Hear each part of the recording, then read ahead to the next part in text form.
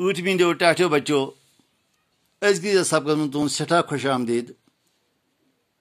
सबक परान यमुक उनवान मानसर आज गो अम सबक त्रेयम सवाल ग्रामरस मुतालिक बावत कथ वनान वुसा टाठ्यो बच्चो बावत सह लफ्ज युस कुन नावतिक तो इशार नावतिक सिफत बयान करे बह दिन तुम मिसाल रज किताब वज़िर गुलाब गाटिल चूर ध्यानदार नफर अत मन रच वज़िल गाटिल ध्यानदार यम सारी लफ्ज बावत वन चर यमो लफ्ज मज बावत मार मुंद सर बज गाड़ पुरसकुन जाय गाटिल सदाबहार कुल मनहूस शक्ल जान लड़क अत मज बावत चारन हज वुचु मार मुंद सर अमुक बावत मार मुंद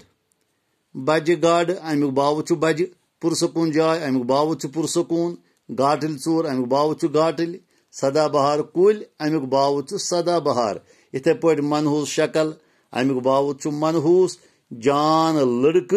अमुक बावत जान तुहद खुद मे नज़म बनम ये मे अमे बावत इहाद कोर्मुत उम्मीद छम तुह यी नज़म वारिया पसंद बे तर यह बावत बे हंद फिक्र बावत कथ वना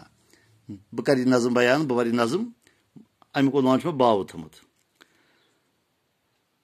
रचर या कर हालत बयान